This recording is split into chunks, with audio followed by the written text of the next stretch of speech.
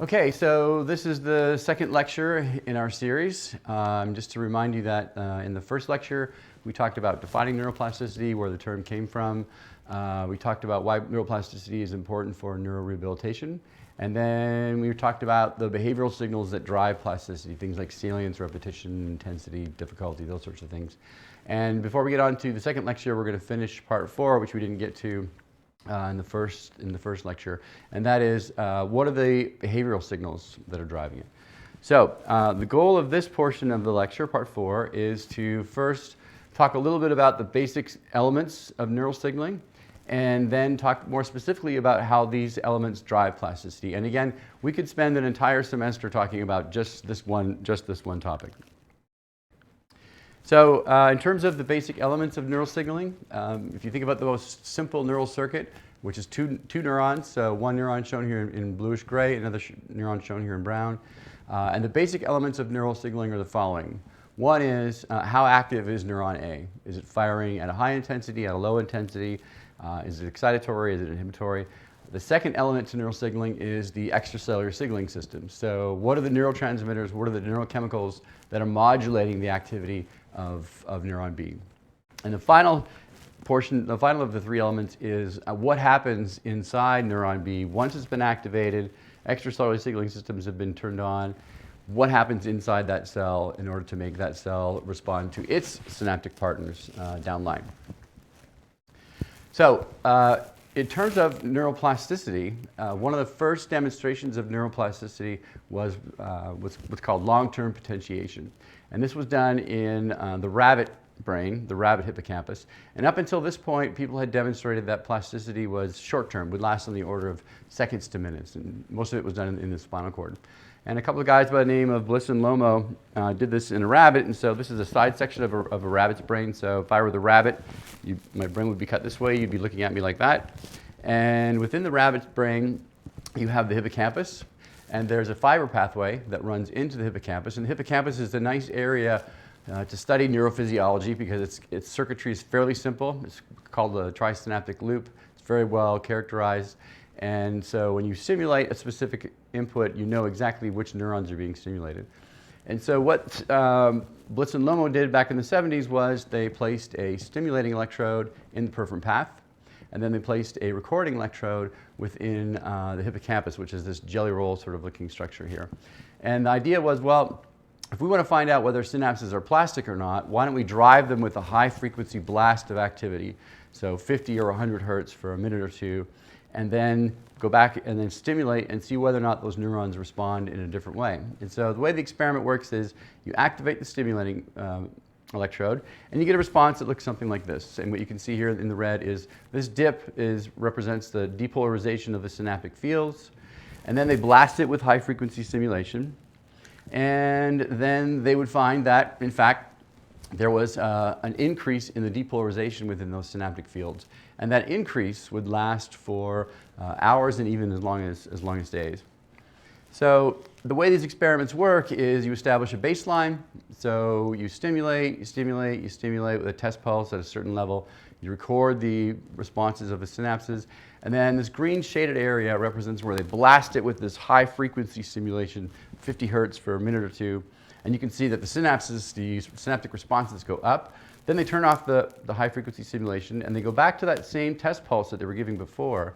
And what you can see is that now the responses of the synapses are much higher than they were prior to the tetanic stimulation. And so this difference between these two is what's called long-term potentiation. You can see that it lasts for hours and up to days.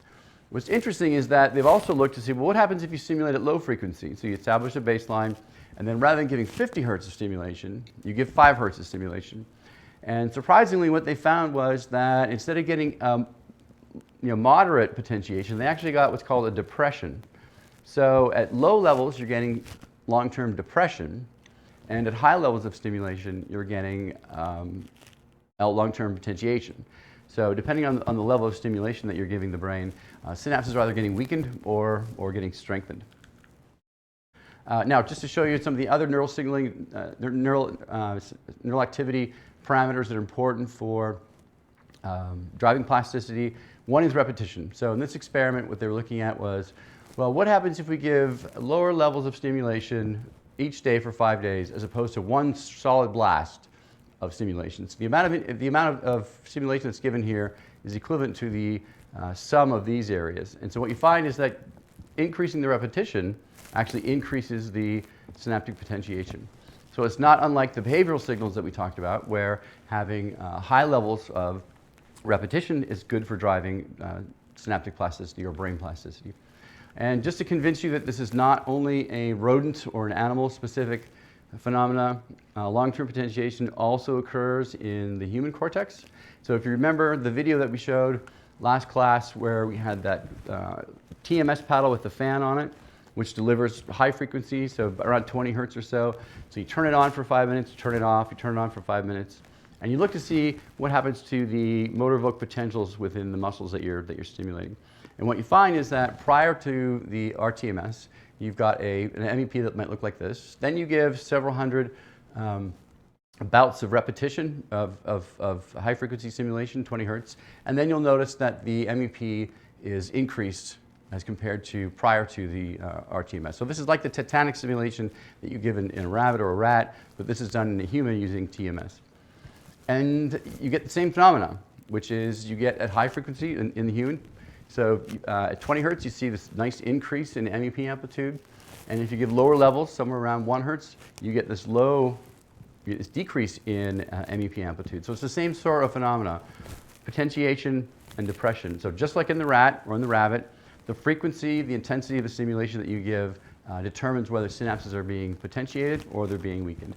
And the reason why this is important for physical therapists is this approach has been used to try and modulate the activity of brain areas. After a stroke, for example, there are certain brain areas that are still intact, but they become inhibited, so they become hyperactive.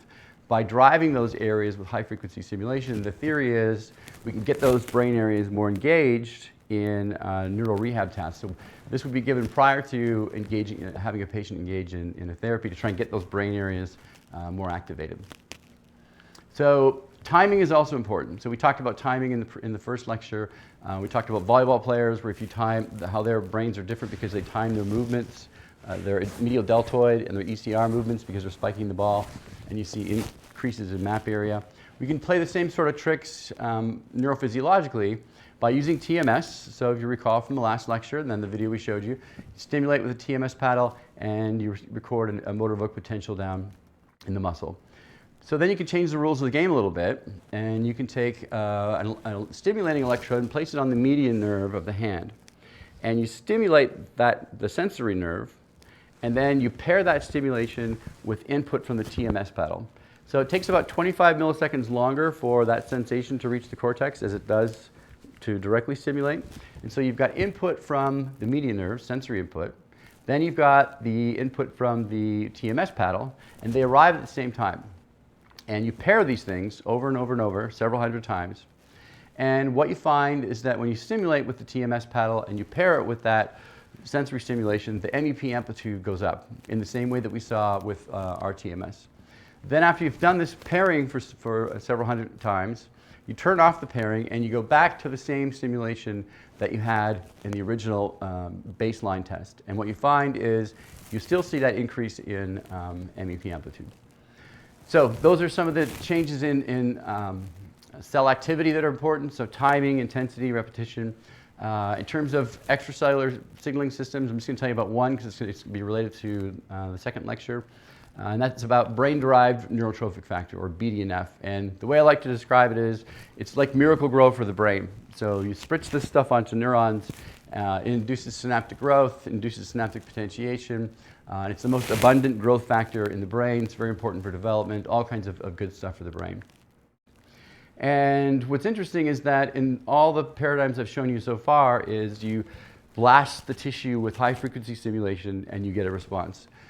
Rather than blasting the tissue with high-frequency stimulation, you can simply apply BDNF. So you take a micropipette and you inject BDNF into the brain, and then you start stimulating at normal levels. You slowly turn the current up to see what happens. And what you find is that in animals where you've spritzed BDNF into the hippocampus, you see this increase in synaptic responses. So you can chemically induce LTP rather than physiologically induce it with high-frequency stimulation.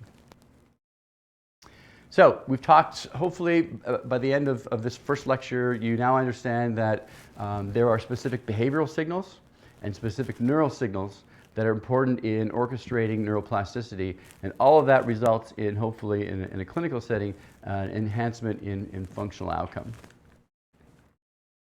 So let's move on to lecture 2. So in lecture 2, we're going to take the basic science that we talked about in lecture 1, and we're going to apply it to a clinical setting. And so hopefully you have an understanding now of neuroplasticity, what drives it, how do you measure it, those sorts of things. Now, what does that mean to you as a clinician?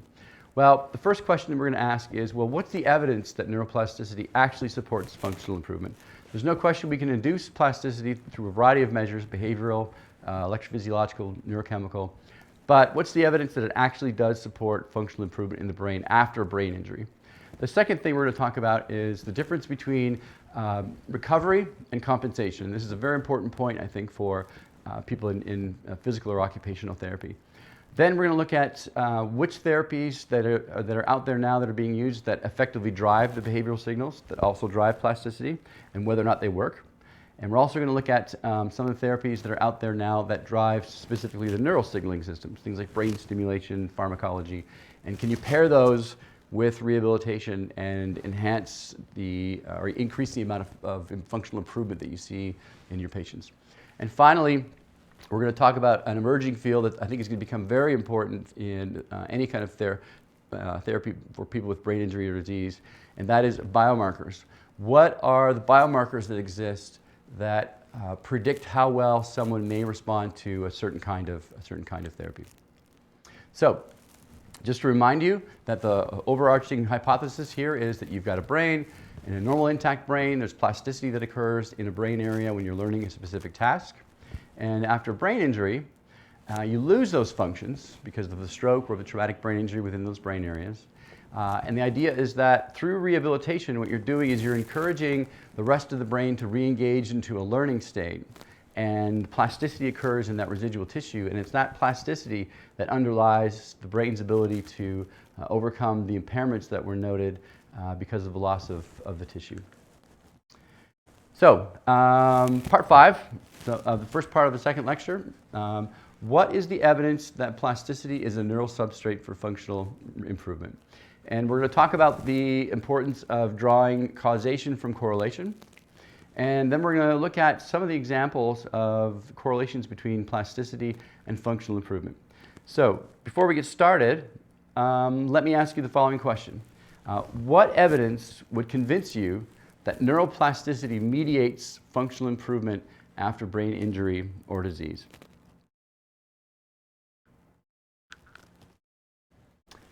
So the problem is that, especially in the clinical world, is that what we typically look at is changes in brain plasticity and how that correlates with functional improvement. And as you know from your stats classes, correlation doesn't necessarily mean causation. So a fellow by the name of Bradford actually came up with a set of criteria. This was the guy that proved that smoking causes lung cancer. So if you think about it for a second, if you really wanted to prove that smoking causes lung cancer, what you would do is grab a group of people, make them smoke, grab another group of people, and make them not smoke. Well, obviously for ethical reasons, we can't do that. So sometimes in science, especially in clinical science, we have to rely on causation or correlation and infer causation from correlation. So he set up a set of criteria. So in his criteria, there should be a consistent correlation, there should be a temporal correlation, those things should be strong. There should be a dose-response curve related to the plasticity. The more plasticity you see, the greater the amount of recovery you see. The association should also be specific. You shouldn't just see random plasticity in the brain. It should be somehow relatable to the functional improvements that you see. And finally, you should be able to experimentally dissociate those. That is, block the plasticity and show that you're also blocking the functional improvement. So let's look at some of the evidence for this. So the specificity of the association. And this is an experiment done by Steve Kramer, one of my colleagues, where they took a set of patients, and you're going to see the task a little later on in the lecture. And they trained them on an upper extremity task where they had to improve their grasp. But part of the training did not include supination of the hand. And so they gave them the grasping rehabilitation that did not include supination, and they looked at their brain activity when they were in an fMRI while they were making a grasping movement versus while they're making a supination movement. And so this is what the brains look like prior to therapy, and this is what the brains look like after therapy. So in the group that received the grasping rehabilitation, you can see there's this large increase in brain activity that occurs, but you don't see that same kind of increase in people that were just given supination. So it speaks to the idea of specificity. People get grasping rehabilitation, you see changes in brain activity. People that were not given grasping were given supination. When they make supination movements, you don't see changes in brain activity. So it speaks to the specificity of the association between plasticity and functional improvement. The other is reversible association. So can we identify areas of the brain that we think are involved in supporting functional improvement because they're active and they get the activity or the pattern of activity changes with increased functional improvement. And so one of the things that we've noticed is that in people in this particular experiment, people that had subcortical infarctions, so subcortical strokes, on, in this case, the right side of the brain, which is called the affected side of the brain, they noticed that in the left side of the brain, that the premotor cortex and the primary motor cortex, there was increased activity there. And so the assumption was these brain areas, because they're more active, are somehow supporting the function of the contralateral hand. So now, remember, normally, right side of the brain is controlling the left hand, but now when they're using their left hand, the affected hand, there's an increase in activity in these brain areas. But how do we know that that increase in activity is actually related to the improvement in function? And so what they did was they took the same patients and they used TMS and they stimulated these areas while they were performing the task. Now, we've talked about TMS as a way to map the cortex or to induce increases or decreases in excitability. You can also use it as a way to transiently inactivate brain areas. So when a brain area is active when you're performing a task, if you stimulate that brain area, it messes up the circuits, and that brain area can no longer contribute to the function. And what they found was, in a task where they were being asked to perform a reaction time with each of their individual fingers, what they found was that in control subjects, if you stimulate M1 on the contralateral side, or you stimulate the premotor cortex on the contralateral side, there's no effect. Not surprisingly, because you're using this side of the brain to control your hand. You're not using this side of the brain. But stroke patients are using their ipsilateral side of the brain. And if you look at their performance, you see that if you stimulate M1, primary motor cortex, or you stimulate premotor cortex, their ability to perform the task is impaired. So what that shows you is that the activity that you see in response to rehabilitation or in response to improved performance is not just simply co-occurring, it's contributing to the functional improvement, because if you stimulate it, you can cause problems or cause deficits in their performance. Another important element of Bradford-Hill's correlation equals causation criteria is temporal association. In other words, when you see a plastic change in the brain occur, if improvements in function occur over time, you should see changes in that plasticity occur over time. So these are subjects, if you look at their hand movements after 10 days of stroke, you can see that there's a small amount of activity that occurs within the brain.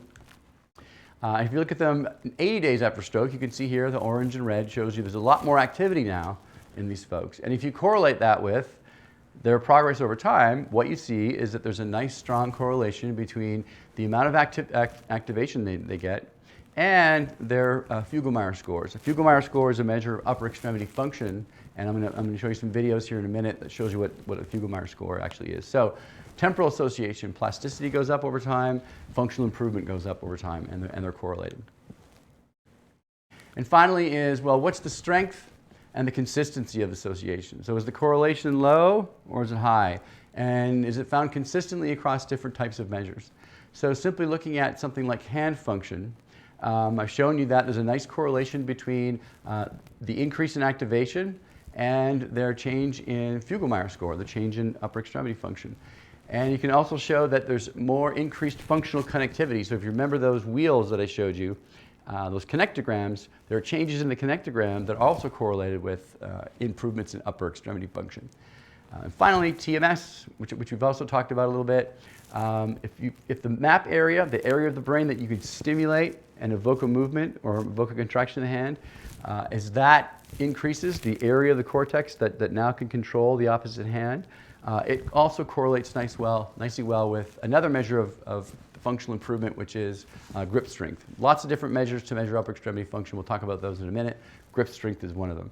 Larger hand area, larger improvements in grip strength. Okay, so let's talk about part 6, which is what's the difference between, or what's the importance of recovery versus compensation. And in this portion of the lecture, we're going to define what recovery versus compensation means. And we're going to do that in terms of what it means at a behavioral level and also what it means at a neural level. So when I first got involved in this business in the year 2000, the Canada set up what's called the Canadian Stroke Network. And in the year 2000, they brought in basic scientists and they brought in clinical scientists studying stroke. And they put us in a room and they said, all right, you guys need to work together and figure out how we can improve stroke rehabilitation.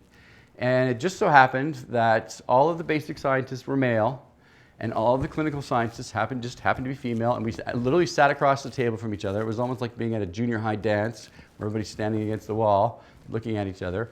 And my colleague, Brian Kolb, who's a very well-known basic scientist in stroke research, he was leading the discussion. He started the discussion off with the following statement: I think we can all agree there's no such thing as recovery. And the clinicians on the other side of the table went irate. They said, what are you talking about? We have recovery in our patients all the time. And Brian said, well, we never see true neural recovery. And so for 2 hours, we argued about the term recovery versus compensation. And in fact, several of us got together and wrote a paper on why it is that clinicians and basic scientists think about recovery differently. So to describe for you why we think about them differently, I want to tell you about my neighbor's cat, OJ. OJ was an outdoor cat. His hobbies included running out in front of cars at night. He ran out in front of a car one night and he got hit and he lost sight in one of his eyes. Then his owners went away to Europe for the summer and they left him with me to take care of. So now I've got a one-eyed cat that I'm taking care of that runs in front of cars at night that's blind in one eye. You can see where this is going. So I came home from work one day. He'd been hit by a car. He's laying in the front lawn. I took him to the vet and the vet said, we have to amputate his back leg. So like any good behavioral neuroscientist, when I brought him home, I took a video of him. So here he is. This is in August. This is when he first got home from the vet clinic. And you can see he's kind of tripoding around and he's trying to figure out his back leg. So that was in August. So in November, when his owners came back, this is OJ in November. Come on, here you go. And you can see that he has made great gains. In fact, if you asked his owners, which I did periodically, how's OJ doing? They would say, oh, he's totally recovered.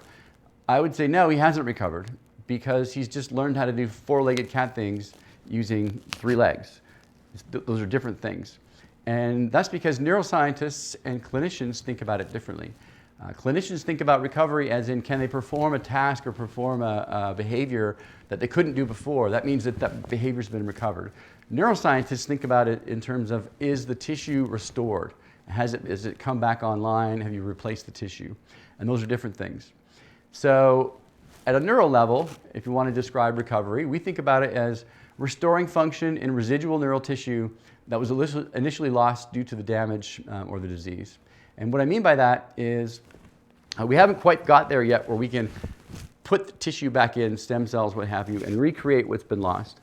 But at the same time, neural tissue, remember the brain's so interconnected that when you damage one spot, other areas that are still there, they're intact, they become quieted down and become dysfunctional. And you can get those areas to come back online. So at a neural level, that's what we consider to be recovery. At a neural level, compensation means that residual tissue takes over a function that was lost due to injury or disease. Clinicians and therapists think about this differently. So true recovery for a clinician is restoring the ability to perform a task in exactly the same manner as it was before. And by task, that's a wide open area of definition because there's lots of different ways to assess performance to assess impairment, to assess recovery, and I'll show you some examples of that here in a moment. And compensation is now the brain injured folks are performing the same task, so reaching out to grab a can of soda and take a sip of it, but they're doing it in a very different way. So it all depends on what you're measuring to determine whether you're talking about recovery versus compensation. The reason I'm telling you this in the context of the lecture series is neural recovery and neural compensation by definition is neuroplasticity. That is, you're reactivating brain areas, you're re-engaging brain areas, you're changing their structure and function, which is our definition, or you're getting functional compensation, which is also adapting the structure and the function of those neurons within different brain areas, which is by definition neuroplasticity.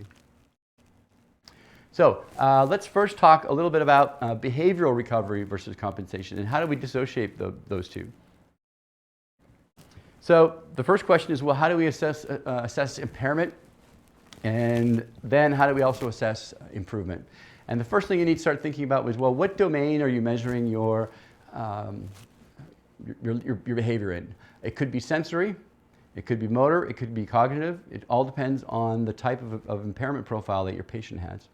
It varies wildly with different types of disorders, the location of a stroke, for example, the severity of the stroke. And once you've decided on what domain you're going to work in, sensory, motor, cognitive, then you need to decide at what level you're measuring the behavior. Are you measuring at a functional level, or are you measuring at an activity level? And what I mean by that is function is just basic elements of the domain. So for example, in the motor world, a basic function would be, can you extend your wrist? That would be a function. An activity would be, can you use a fork to eat food? So one's fairly complex, one is fairly simple. And I'll show you some different tasks that measure those things. So activities are, just as I said, activities of daily living. So can you flex your fingers? Can you hold a fork? Can you brush your hair? Those kind of things. That's activity. So how do we assess impairment and improvement? There's a number of different ways. The two gold standards in the motor world, especially for an upper and lower extremity, the first is the Fuglemeyer, which is a score out of 66 for your upper extremity, which is a series of tests. It's very complex. It takes quite a bit of time to do it. And where they test your reflexes, they test your wrist extension, they test your ability to abduct your shoulder, they test your ability to place your arm behind your back. And so this is a short video showing a stroke patient who has a left hemisphere stroke. So that's his intact arm. He's asking him to do the same thing with his impaired limb. And the therapist measures how well he does based on his performance. And they give him a score. And so he's asking him to touch his head with his and then touch his knee with his intact hand. And then you watch and see that with his impaired limb, he'll try to do the same thing. And you can see, obviously, you guys are physical therapists, you can see the differences in the movements. And they'll also test for reflexes, sensory function. Can you feel this? Can you feel that? Those sorts of things. And it goes on, and you get a score out of 66. Now, that's a measure of function. So basic elements. How far can you extend your wrist? How high can you abduct your shoulder? How much can you flex your fingers? If you want to get more complex, the other gold standard for activity is something called the Wolf Motor Function Test, designed by Steve Wolf several years ago. And it's a whole series of tasks ranging from, so for example, this gentleman, the same gentleman we had, he's being asked to reach out and grab a can of soda and bring it up and take a sip. And the tasks are timed, and there's a ceiling of 60 seconds. And so if the patient can't perform the task within 60 seconds, then they get a score of 60. And so it's all based on the amount of time. So improvements in the task represent decreases in the amount of time it takes per task. And you'll notice what he's doing, he's compensating in all kinds of different ways. So most of us, if I said reach out and grab a drink out of your soda, you'd reach out and you grab it, you do this. And you can see what he's doing. If you watch his left hand, he's really battling not to bring his left hand up and help himself, because that would be cheating. But he's leaning forward, all kinds of postural adjustments that happen to try and complete the task. There are a number of different tasks they can do, one of which is putting a key into a lock. This is the card flipping task. They have to flip over 3 cards, and you can see how much difficulty he's having. And you can just see he's fighting not to use that other hand, which is what stroke patients do. We'll get to that here in a moment.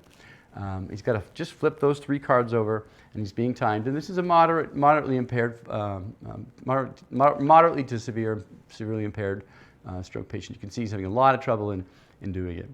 So the first test, the Fugl-Meyer assesses basic function. The Wolf Motor Function test assesses more activity-based things like picking up a can of soda or flipping a card.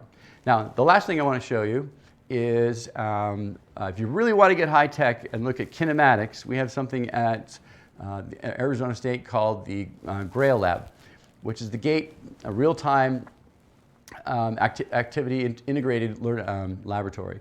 And so I'm going to show you a video of that right now. It's not data collection. Can you relax? So what you're seeing is in this laboratory there's a treadmill, and there's also they put a series of markers on there. You can see there's markers that have been placed at various points on my body. They've got these Vicon cameras that pick up these sensors, and then there's a 180-degree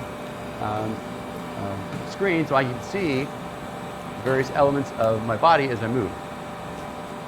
And you've got a research assistant who's running the computer, who's monitoring your performance. Now, all of the data shows up on the left and the right side here. So it turns on and you start walking, and it measures pressure, et cetera, from your left and the right side of your body. Now, what's interesting about this is that the night before we filmed this, I broke my baby toe. So what you'll notice is you can tell as a therapist, you can see I'm favoring my right foot as I'm walking into my baby toe. Really slow. You can see the differences in the profile on the left and the right.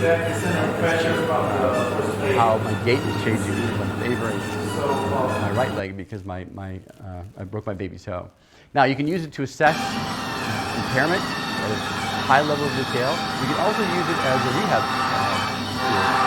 So this is a game that they've developed where you're walking along the platform, you're walking up and down these hills, and you'll notice that the platform raises and lowers. And your goal is to hold these 2 balls up, and it'll hit the birds. Speed up. So they can change the speed. You can see that they'll increase the speed, etc. And they can get all kinds of let's skip that part. All kinds of very detailed analysis. So just give you 3 examples of different types of assessment. And there's lots of different types of assessments of function. So Ashworth kinematics, reaching scale, spasticity index, the Fugl-Meyer I showed you. If you want to measure activity, things like the Wolf Motor Function test, Jebsen Hand Index, Bartel Index. And the difference between these two is that when you're measuring function, basic function, like wrist extension, there's not a lot of opportunity for compensation. So you can't really do much to change your ability to do this. Other tasks like the Wolf Motor Function task, where you're asked to reach out and grab a can of soda, all kinds of different things you could adjust and compensate. So in one case, you've got low levels of opportunity for compensation. It's pretty tough to cheat this. Other areas have lots of opportunity for compensation. So when people talk about recovery versus compensation, you have to be very careful about it when you talk about it, because you need to recognize what you're actually measuring and whether or not you get faster at the Wolf Motor Function task. Is that recovery? Well, they are getting better at it, so in a sense, they are recovering the ability to drink a can of soda, but they're doing it in a very different way. And so I think it's important for therapists to think about that. So let me ask you, why is it important for therapists to understand the difference between recovery versus compensation? Well, this is the real debate that therapists have, and there's not one right answer. The question is, and we'll show you an example of that here in a few minutes, is when do you stop trying to ask the patient to make quote-unquote normal movements, non-compensatory movements, recovered movements, versus when do you start allowing them to perform compensatory behaviors so that they can perform a task? And that's a question that therapists struggle with all the time, which is as I'm training somebody, I'm giving them rehab, and they get to the point where they're not making any more advances. When do I allow them to start using compensatory strategies, allowing them to use the other hand or using a BDNF system or what have you to allow them to improve their quality of life. And there's a real, it comes up to the skill of therapists to know when they think that those patients should be allowed to be trained on those compensatory behaviors versus forcing them to try and perform more normal behaviors. There's no real right answer. Okay, so that's at the level of behavior. What about at the neural level? So remember we talked about in the first lecture that after brain injury, you get a new CNS. And there are different patterns of connections now that occur in the brain. Some connections are lost, and in fact, other connections are formed. And this provides not only an explanation for the impairments, but it provides a platform for functional improvement. And that is, you can take brain areas that still might be wired up, but don't seem to be active when patients are engaged in a task. If you can encourage those brain areas to now become engaged, they're wired up still, why not start using them? And it can be informative for therapies. There are three basic strategies, neural strategies for improvement in function. One is restoration. And again, this is when you get a brain area that may have been compensated, not directly damaged, but maybe its synaptic partner was damaged by a stroke or a traumatic brain injury.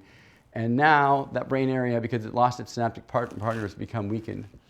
If you can get that brain area to come back online through rehab or brain stim or what have you, that's restoration.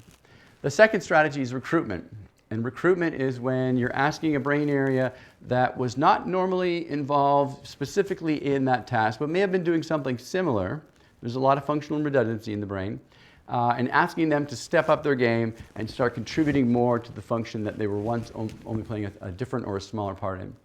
And the final is retraining, which is asking a brain area to do something that it was really not designed to do, and asking it to do that through therapy or through brain stimulation, et cetera. So restoration is the first example. There's all kinds of different ways you can get restoration. One of the most common, so if you've ever seen a stroke patient a few days after their stroke, they're severely impaired. And over the first 6 to 8 weeks or so, what you see is that their functional improvement actually comes back. And a lot of that is due to what's called spontaneous recovery.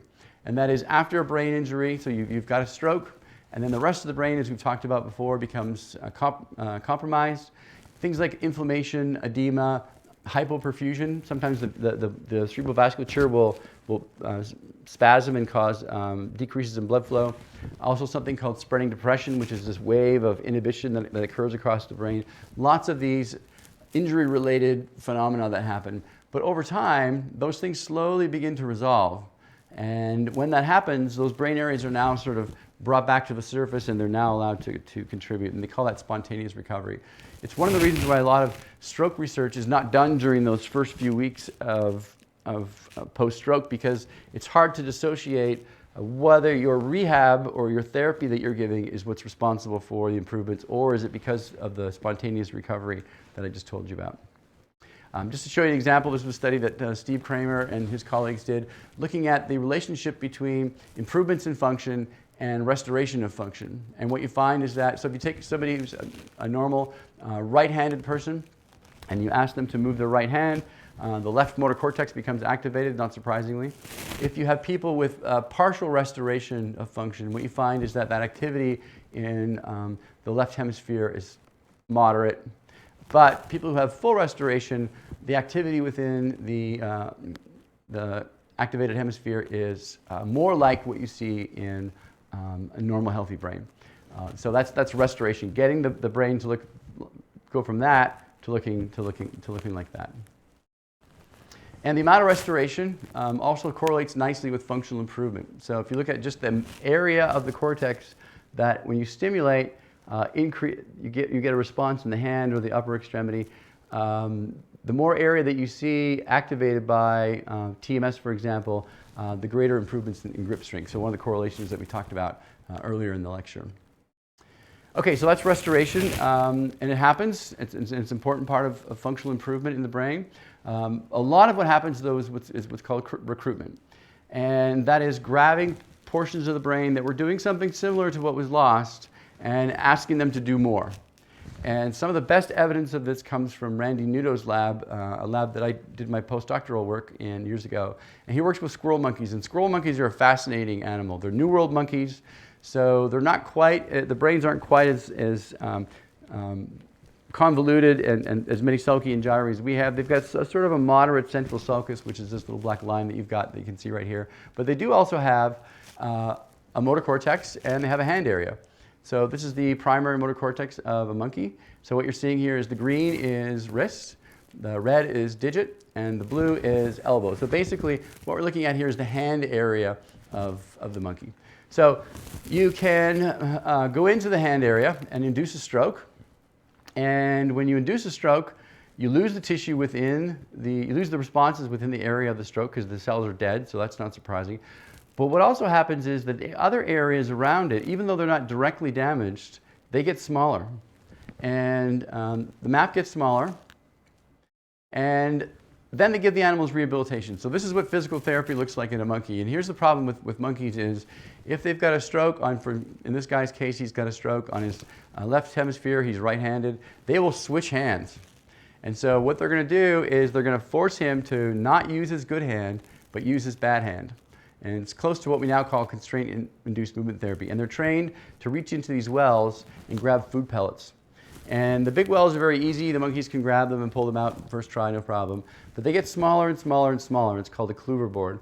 And eventually, you get down to the point where they can only really get 2 fingers in there, and they have to kind of flex and scoop out the food pellet. And it takes them a while to get back to that point. Randy describes it as trying to pull an olive out of a shot glass, was a good analogy. And so this is what it looks like. So they start off with these large wells, and you'll see that he's eating the food pellet. And then as it progresses, they make him reach into smaller and smaller food wells in order to get the food pellets. And so that's their measure of performance. That's their version of a Fugelmeyer, for example. So what happens in the brain? Well, after a stroke, you've got a small motor map. The maps in M1, primary motor cortex, get bigger again. They restore function. So those areas that were still there, not directly damaged, now begin to get larger. But it's not just the motor cortex that also restores function. So that's restoration. Those areas have come back. But what we're talking about right now is recruitment. So it turns out that there are other motor areas in the brain. There's the supplementary motor area, and there's also the premotor cortex. And if you look at after a stroke within the motor cortex, and you see a decrease in the size of the maps, if you look at either supplementary or premotor cortex, what you find is that both of those areas undergo incredibly large changes. They get a lot bigger than they were prior to the stroke. So that's recruitment. These guys were involved in hand area, but now they're being asked to do more because this guy, that area of the brain's gotten smaller. These guys now have to step up and are recruited to perform more of a function and contribute to more of hand function. And if you look at the correlation again, so how much improvement do they make? And how large does, for example, the supplementary motor area get? And there's a reasonably good correlation between the two. So the better they are, the greater the amount of improvement you see, the greater the correlation, or the greater the amount of SMA area increase. So more improvement, greater the amount of increase in SMA. Also, you can see this in humans, not just monkeys. So this is an fMRI study looking at a patient who had a stroke. And if you look at them, you ask them to move their unaffected hand, and you look at the activity in the brain, what you see is the following pattern. So not surprisingly, you see activity increases in the area of the brain that's contralateral to the impaired side. But interestingly, if you look at their unaffected hand, what you see is a very different pattern of activity. And there's 2 things you should notice about this. One is, now you've got activity on the other side of the brain that wasn't there before. So you don't see very much of that when you move the unaffected hand. Now you're seeing lots of activity on both sides of the brain. So the recruitment can occur both within the hemisphere that's been affected and can also recruit tissue on the opposite hemisphere. We should also notice is that these guys are working a lot harder, a lot more blood flow, a lot more glucose is being used. So when you're in the clinic and you're working with patients and you notice that they get fatigued, it's not so much muscle fatigue, it's that their brains are working so much harder using so much more glucose in order to perform the task as compared to a healthy person. Okay, so the last strategy that the brain uses is retraining. This is not as common in the adult brain. In other words, like the visual cortex typically doesn't reorganize to contribute to motor function.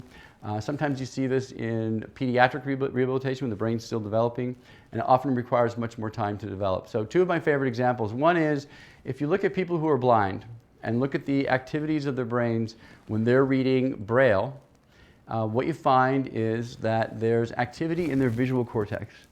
Now, if you compare that to the brains of people who are sighted but can read Braille, there's no activity in the visual cortex. So what that means is that they're using somatosensation, which should have nothing at all to do with the visual cortex. But the visual cortex, because it has no inputs, the folks are blind, it begins to use somatosensation. And the same kind of thing can be observed in people who are deaf, where you have, if you take somebody who is deaf and watching, if you take somebody who is sighted and watching American Sign Language, what you find is that the visual cortex is turned on. Not surprising, because they're watching sign language. And people who are deaf, the visual cortex is also turned on, but their auditory cortex, which are these two areas right here, are turned on. So again, the auditory cortex, because they're deaf, is not getting any inputs. And so while they're watching American Sign Language, their auditory portions of the brain are actually being activated. And those areas are not activated in people who can hear, but are also processing the same kind of information from ASL.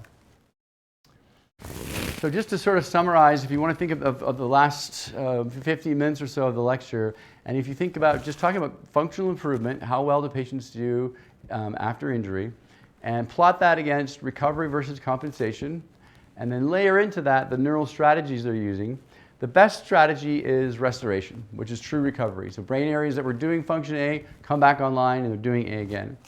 Another strategy is recruitment. So now you're getting brain areas that were doing something similar, but are now doing more of it.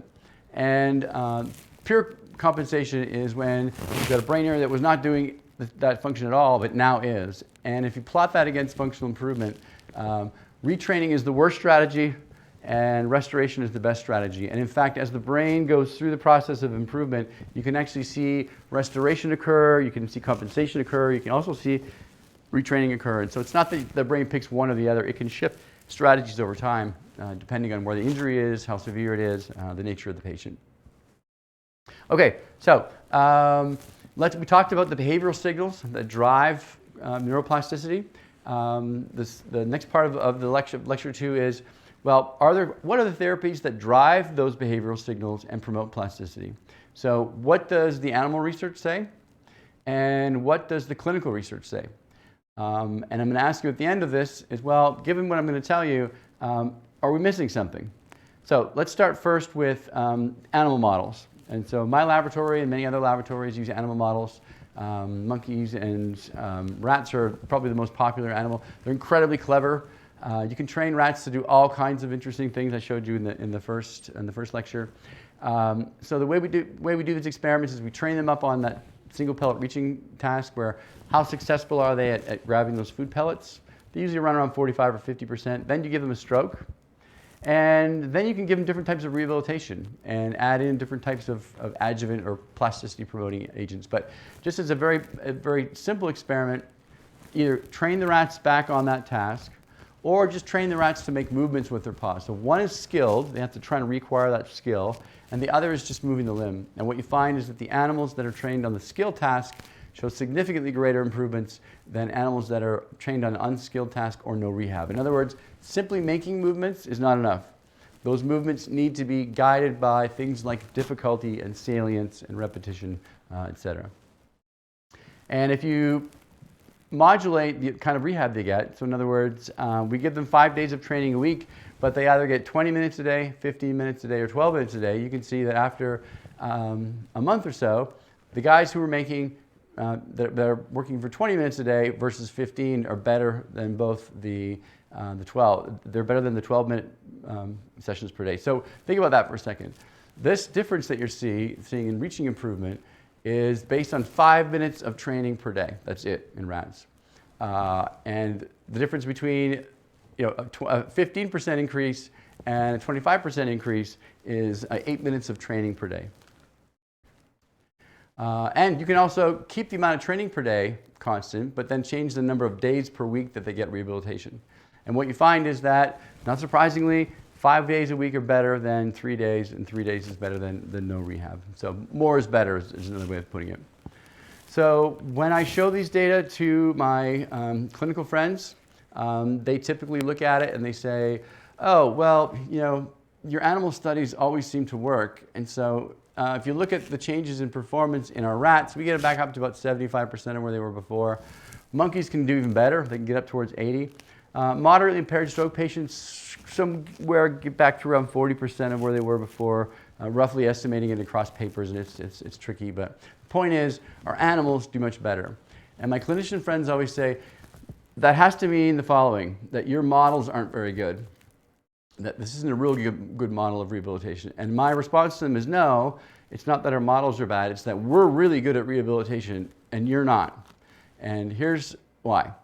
If you're a rat and you're in one of my stroke studies, this is what your life looks like. So you live in a clear plastic cage. There's not a whole lot to do in that cage. We give them toys and things to do, but basically you're living in a cage where you defecate and eat and pee and walk around. There's not a lot to do. Then you get a stroke and you might end up in an enriched environment. This is one rehab where it's like a club med for rats, if you will. Lots of things to do. You're climbing up for food. You've got lots of your rat friends to hang out with. You're getting food and water, lots of activity. And then you can put them into smaller cages where people will take them out and handle them. They get lots of sensory stimulation, lots of motor stimulation. And then you say to the animals, in some cases, well, we're going to restrict your food, not remove it, but restrict it. And we're going to say, if you want to eat today, then you're going to have to come out here and reach for your food. And so this is an example of an animal that's had a stroke, and you can see that he's reaching for food. So rats are the perfect stroke patient because, first of all, we're driving salience. The rats are hungry. They're motivated to eat. We get lots of repetition out of them. I'll show you that here in a second. Lots of intensity. We can modify the difficulty. It's specificity. We're training them on the task that's important for them, the one that they were impaired on. And timing. We're getting them to coordinate their wrist and their digit movements. So if you look at the number of repetitions during therapy, in our rats, over the course of an hour, we can get about 150, 175 repetitions. Monkeys, we get upwards of 300.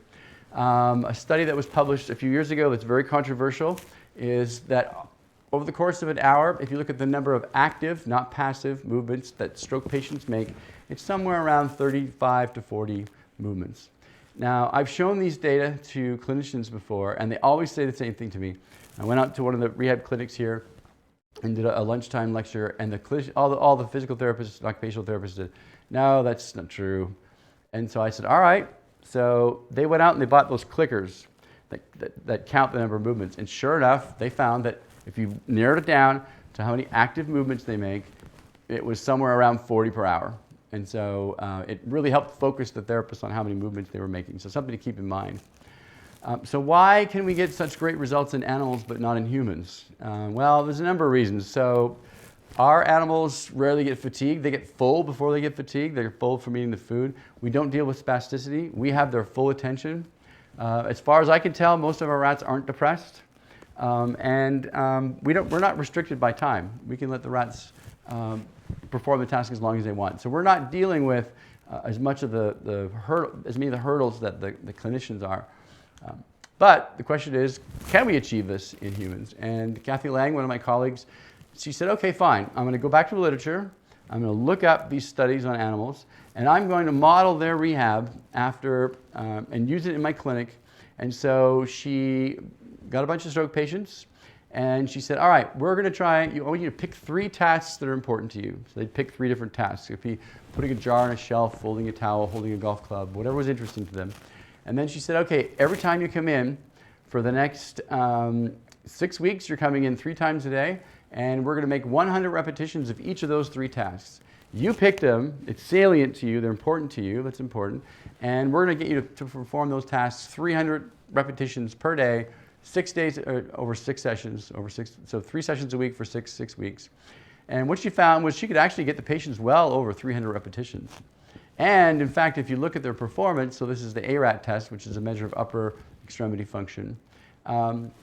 This is their baseline levels. You can see that during therapy, they do well. And more importantly, Once they get done therapy, so P1 and P2, is they come back a few months later and they look to see whether or not the patients have improved and maintained function. This is important because a lot of therapies that are out there, they run the study for a month, the patients make these great gains, they go home, and the gains go away. It's almost like going to the gym, going to the boot camp for a month and getting into decent shape, going home and sitting on the couch and saying, oh, you know, and the gains go away. So what are the clinical therapies that are out there? So we can get these kind of results on human patients. So I showed you the video of the monkey with a mitt on his hand. This constraint-induced movement therapy, the idea of putting a mitt or a sling onto the good arm and forcing the patient to use the bad limb for 95% of the day. They go to therapy for 6 hours a day, and it ranges, and it's 5 days a week for either 2 or 3 weeks. It depends on the study. So it's intense, 6 hours a day. Repetition, you're getting 10 to 15 days. And difficulty. So once they get good at these activities of daily living, the therapist can make the tasks harder and harder and harder. So it challenges the patients. And salience, these are tasks that are not boring to them, presumably. They find tasks that are interesting to them, so it keeps them, they're driving those behavioral signals. And this was probably one of the most influential papers that has been published in the area in a number of years. And this was the constraint-induced movement therapy trial, extremity constraint-induced therapy trial, also called EXCITE. Paper was published in 2006 by Wolf and colleagues. And what it showed was that using CIMT versus usual care in either severe or moderately impaired subjects, either using the Wolf motor function, remember that's the test where you're sipping a can of soda or you're flipping cards, or a motor activity log, which is a measure of how active the arm was during the day. You can see that in both cases, they showed improvements. This is post-therapy, and this is 4, 8, and 12 months post-therapy. So it shows that the changes in performance persisted for that long. Lots of studies have been done doing this. And so if you ever want to get a feeling for how well therapy works, rather than going in and trying to read every individual paper, there's something called a Cochrane review, where they'll go out and they'll look at the studies and they'll create what are called funnel diagrams. And they're great because it shows you each of these dots represents a study. And everything to the right of that dot means that there was an improvement. Everything to the left means that there was not an improvement. And so if you look at CIMT, these are all the studies showing that there's a moderate improvement in people in arm function, as well as increases in arm activity. So CIMT seems to work. Here's another example. So this was a assistive device that was created by my colleague Steve Kramer. And the device works in the following way. You sit down and you put your hand into this robot sling, and the robot then says, well, how far can you extend your wrist? And you extend it as far as you can. And then it gears the rehabilitation towards you having to use this virtual task where you have to reach out and grasp this wheel and turn it. And it requires a wrist extension. And so every time that you do this, you come in, there's 15 sessions. Every session you come in, it asks you for what's your maximum wrist extension. And to successfully perform the task, you've got to go beyond that. And so it gives you a little bit of an assistance. It's almost like being at the gym and you're lifting weights and somebody gives you that little spot just enough to get you past, and it increases your strength. So lots of repetition. It's intense. You get 90 repetitions per session over 15 sessions. Difficulty, again, we're increasing the range of motion in that wrist extension. The timing and specificity, you're asking them to make pronation movements and grasping movements. And salience, it's a video game. Everybody likes video games, so it keeps their attention. You're not just asking them to pick up balls and drop them in a box. You're actually getting them to engage in a task. And so this is a fairly complicated graph. All I want you to see here is that people who were in the HWARD situation, so they were using the device versus controls, did much better on virtually every measure that they have of upper extremity function. So driving, repetition, saliency, difficulty, intensity, all those things we talked about in the first lecture show significant improvements. And the other thing is they can do this at home, and it doesn't require close assistance of a therapist, although the therapist is usually consulted. So one of the other questions as well is more better for rehabilitation, and you assume that it is. And so this is an interesting graph. It was a summary graph that was created by Lotzi et al. And what it shows you is how much improvement folks made and how many estimated hours they were in therapy. And this is a difficult thing to track because just because you're at therapy doesn't mean you're engaged in therapy. So keep that in mind. So if you go to the gym, you see people who go to the gym and they wander around and they're there for a long time, but what are they actually doing? But in general, what you see is that the more time you spend in rehabilitation, the better that you are. But as Kathy Lang pointed out, dose accounts for about 30% in the change in performance. So if you want a clinically significant change in performance, it's going to cost you 10 hours of rehabilitation. And that is still only accounting for about 30% of the variance. So where's that other 70% of the variance? Why is not just more better? And we'll come to that in a little bit. So Kathy Lang also ran a great experiment. So rather than just looking at the time that people were in therapy, she measured the number of repetitions. So she had 4 sessions a week, which is quite a bit, for 8 weeks. So lots of repetitions, lots of intensity. And in each session, they did 100, 200, or 300 repetitions. And what she found was that if you calculate the total number of repetitions, 3,200, 6,400, or 9,600 repetitions over the course of the 8 weeks, there was no difference. So when she told me about the study and what they were planning to do, I thought this would be a great way to show that repetition is important. And yet, if you look at the data, averaged across patients before and after, there's no significant difference whether it's 3,200, 6,400, or 9,600 compared to prior to therapy. But what I really like about the way she presented her data is each one of these lines is an individual patient. And hopefully what you can see from here is that the incredible amount of variability there is within these folks. And you're randomly assigning people to groups. This is what happens in science. But look at the variability that's in there. And that's important because why shouldn't this just work for every stroke patient? Why shouldn't more repetitions, on average, make all stroke patients better? And her data clearly show that it doesn't. So one of the questions is, why do patients with apparently similar impairments respond so differently to the same therapy? The second is, why are the impairment levels so variable? And the third is, well, why do these experiments often work in phase 2 clinical trials, but then you get into phase 3 and suddenly they don't work anymore? So what is going on? So we've talked about the behavioral signals and how you can adapt those in the clinic to try and promote salience, repetition, difficulty, intensity, et cetera. What I want to talk about just briefly is, well, how do we exploit the neural signals that we've talked about? So increasing neural activity, modifying neuromodulators, et cetera. This is an emerging field. There's no FDA-approved therapies yet, but let me just show you, just sort of give you a taste of what it looks like. So in the second to last part here, we're going to talk about, well, what drives the neural signals that promote plasticity, and can we what therapies drive those, rather, and can we translate those basic neuroscience principles into viable therapies? Are there any current therapies, and do they work? So let's just look at a couple of these. And one of my colleagues in Florida studies lower extremity improvement in therapy in stroke patients, and she said to me once that training a stroke patient to walk is like training a young person to train for the Olympics. And I said, well, that's true, but not really, because unlike the Olympics, we're allowed to cheat. So imagine that we could come up with performance enhancers. In other words, if we could come up with the Lance Armstrong blood doping way of enhancing performance in stroke or traumatic brain injury patients.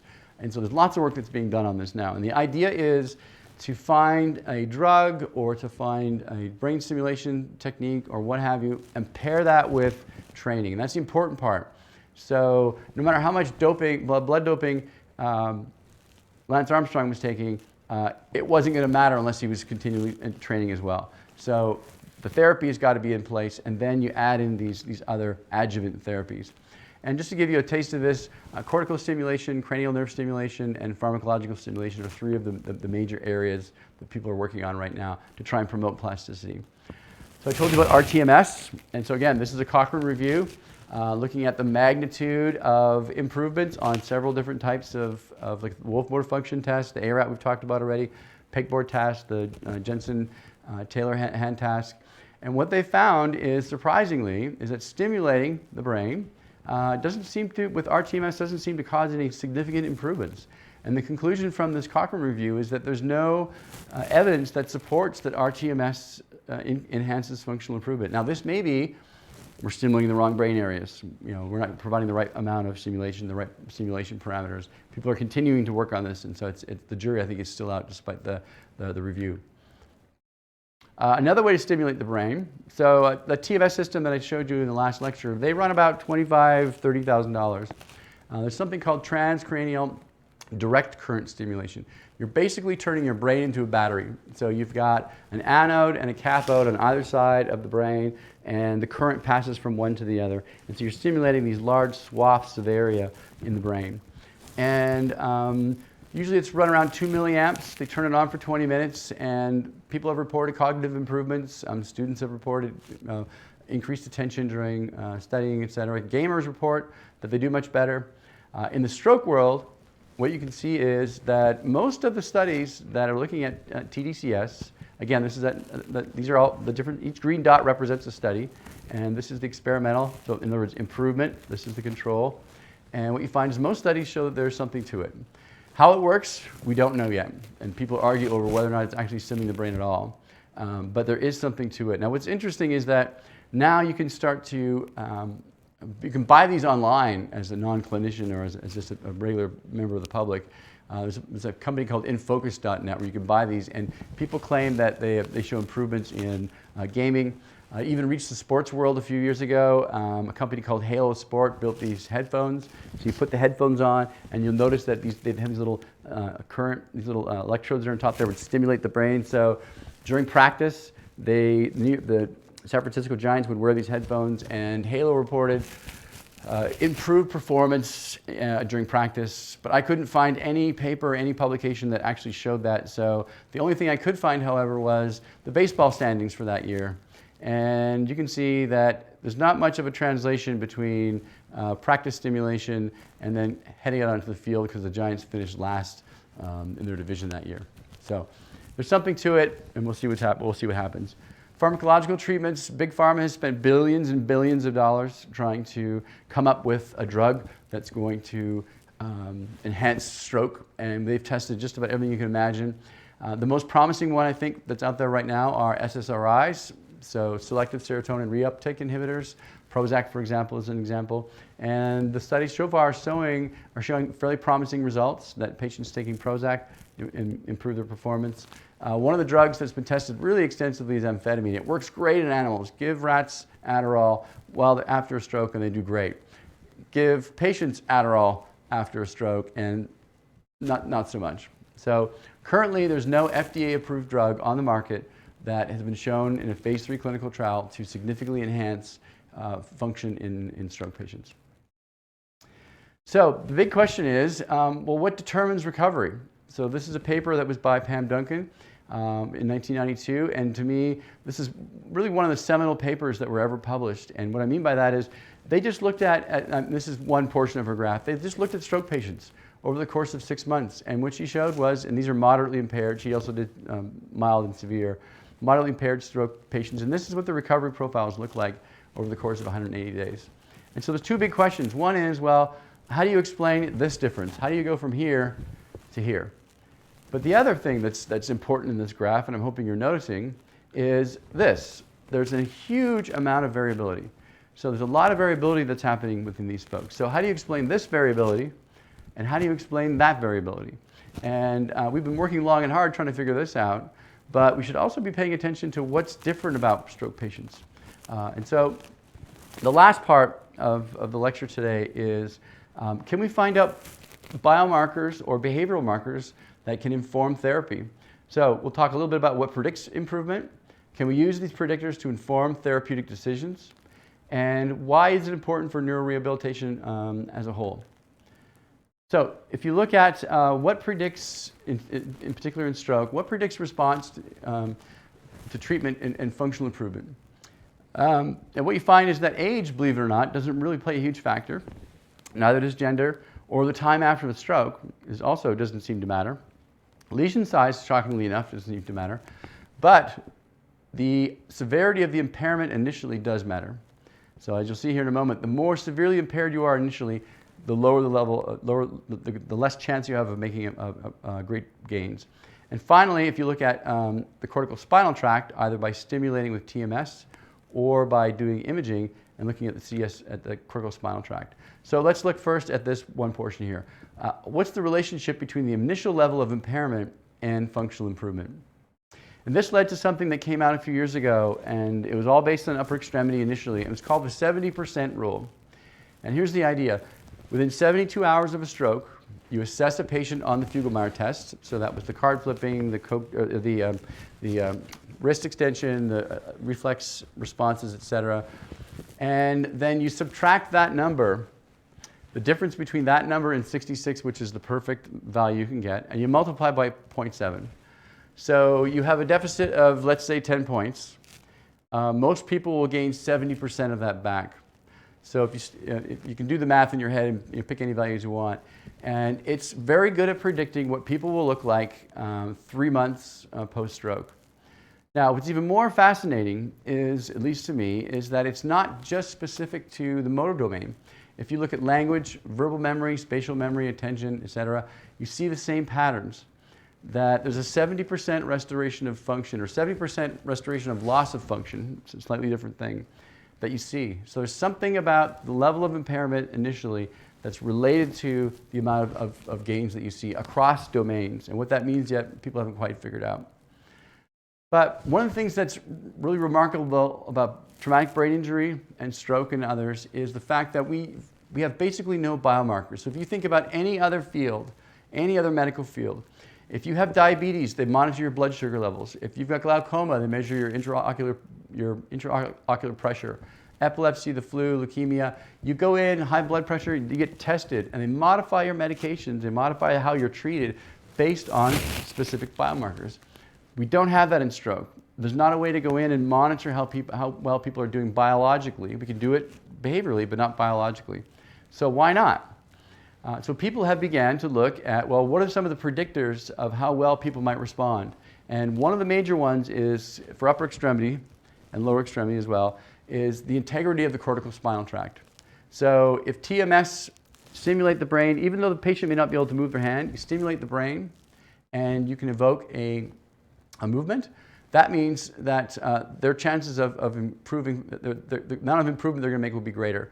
If you can prove using imaging techniques that the cortical spinal tract is present, even though the patient may not be able to move yet, then the prognosis is good. So just to give you an idea of what that looks like, so remember back to your neuroanatomy class. So here's this is the motor strip.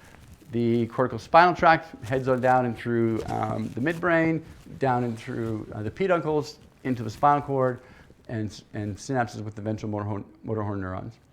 If you can look at the integrity of that tract using diffusion tensor imaging, so looking at how many fibers are there, what's the integrity of that tract, the greater the integrity of the tract, the greater the improvement in both elbow and shoulder and hand movements. So people have started to think, well, can we use this as an algorithm to try and make clinical decisions? And so this is Kathy Stenier and Winston Biblow's work from out in New Zealand. And so here's how they approach the problem. The patient comes in within the first 72 hours. They give them what's called a SAFE score. So they say, how high can you abduct your shoulder? And how much finger extension can you make? And each of those is ranked out of 5.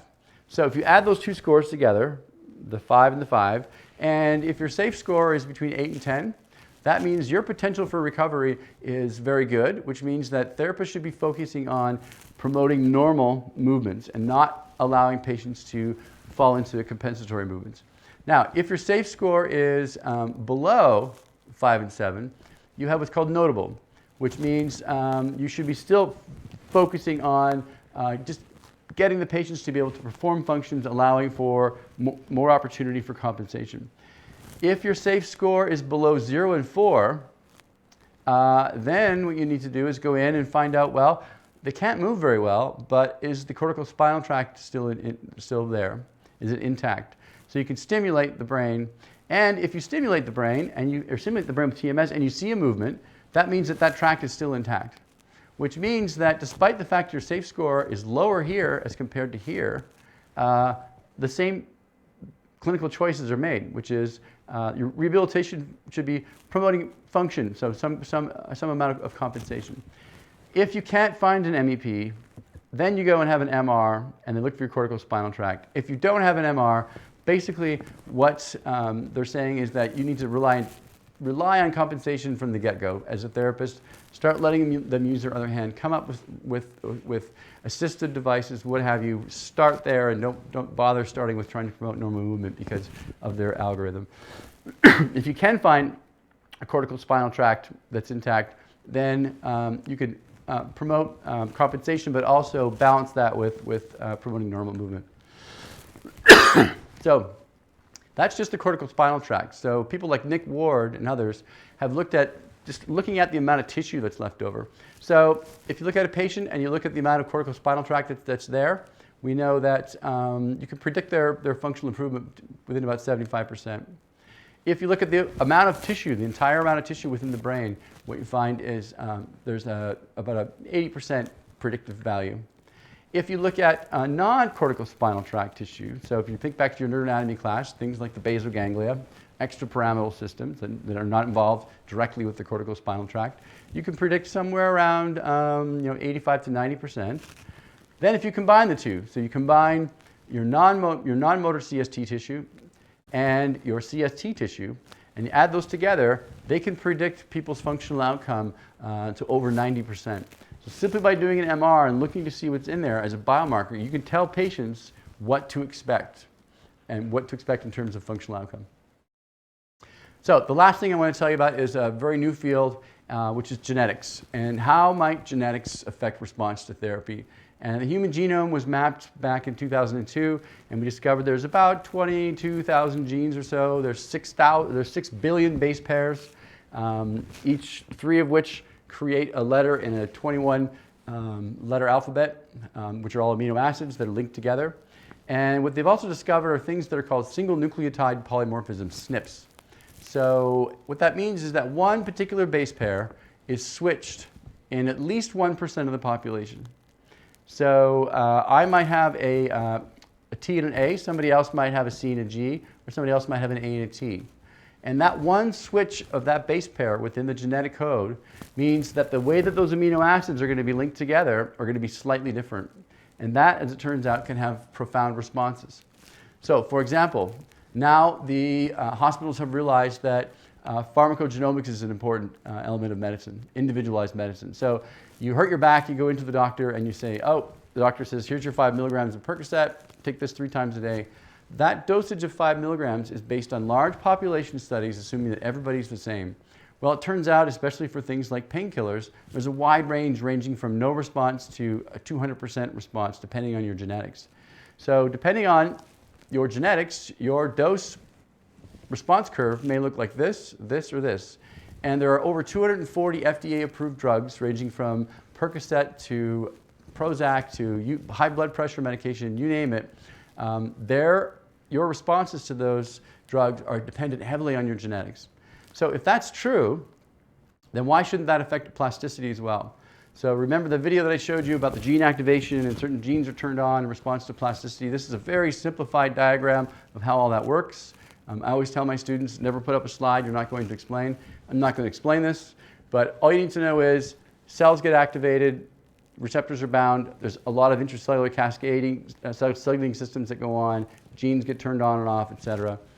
If you search the SNP database on NIH or PubMed, these are all the different proteins where there are SNPs that are available. So these are all the different ways that you can increase the variability in the way that people's brains respond to plasticity-inducing events. So to test that, my colleague Steve Kramer and I ran a very simple experiment using the most popular plasticity-promoting chemical, BDNF, which we talked about.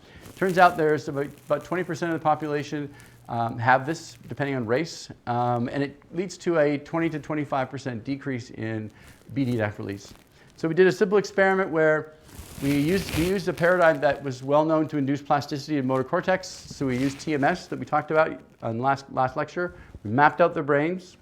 We gave them 30 minutes of training, which is known to increase the area of the map. We showed you some of those data in the last lecture. And here's what we found. So people without the polymorphism, showed an increase in map area. People that were either heterozygous, so the Met allele means you've got one chromosome with the polymorphism on it. People with the polymorphisms on both chromosomes, neither of those showed the increase in map area. So what does that mean? So we tested them on a bunch of things, finger tapping and grip strength. They all looked perfectly normal. They were young, healthy University of California, Irvine students, all looked healthy. And so Steve had the idea of, well, why don't we test them in a driving game? It was down the hall. And so his graduate student, Stephanie McEwen, and he ran a study where they took the subjects and had them play this video game and see how well they did. And it turned out that the people with the Met allele, so people that had the SNP, performed worse. Now, interestingly enough, right after we published the paper, both Steve and I's phones started ringing off the hook because CNN got a hold of the story. And here's the logic that they ran. 25 to 30% of people have the polymorphism. 25 to 30% of Americans are bad drivers. Obviously, genetics contributes to bad driving. So this is where genetics is heading. We're learning a lot about genetics. We have to be careful about how we make the associations. But the reason we ran the study was to find out whether or not down the road could we predict how stroke or brain injury patients might respond to therapies. And this is a summary of the studies that have been done since. These are all the different studies. And basically what all of this says is maybe, and it's complicated. So some studies show the yes, some studies say no. It depends on a couple of things. So one is, when did you look? It looks like if you look further out, you're more likely to find differences. And what's interesting is that there also may be a race relation. So the results were more consistent in folks of Asian ethnicity as opposed to people who are Caucasian. So it's not going to be one gene. It's probably going to be a constellation of genes. But you can imagine at some point you're going to have somebody walk into your clinic and hand you their thumb drive and say, here's my DNA, here's my genome. Tell me what therapies work. And so the idea down the road is it's a term that we coined. I was on a steering committee at APTA, and the term that we coined was therapogenomics, which was originally just tossed around as not really a joke, but it stuck. So the idea is that a patient comes in and they tell you your genotype, and you go, okay, based on your genotype, you're a candidate for this treatment, you're not a candidate for that treatment based on your genotype. Brain stimulation works well for you, give them your genotype. It won't work well for you, give them your genotype. You might need more or less or a different kind of therapy. We're not there yet. We haven't quite figured that stuff out yet, but it's coming. So just to finalize this and to close up, where are we going? One of the things is that we're identifying the key elements of therapy that give patients the best chance for recovery, so those behavioral signals we're talking about. We're also identifying some behavioral and biological markers that can inform therapists on where they should be heading with and what decisions they should be making when they're deciding on therapies. And finally, and this is the future, we're developing plasticity-promoting adjuvant therapies that can impact the amount of time that you get to spend with a patient based on our current healthcare system. Things like neuromodulation, stimulation, and potentially drugs. So how can you translate this to the clinic? So the brain stimulation stuff I told you about is not FDA approved yet. I'm sure you're going to see it in your lifetime. But you can, when you're in a clinic, I want you to pay attention to a couple things. One is repetition. How many repetitions does the patient make? Track that and let them know about it. Give them feedback on it. Also track how many repetitions they're making per session, not just the total. How intense is the therapy? Track that and show the patients that. The feedback is important. Make sure that the therapy that you're giving them is related somehow to the goals of the patient. What do they want to accomplish when they're done therapy specifically? And everybody is different. Make sure that you are balancing the difficulty level, the challenge level, with the patient's abilities. We talked about the sweet spot where not too hard, not too easy, and that's a decision that the clinicians just need to learn how to make. And salience, again, create therapies that are meaningful to the patient, things that are interesting, even if it's not something related to their goals, something that's interesting for the patients to do. So I'm happy to answer any questions.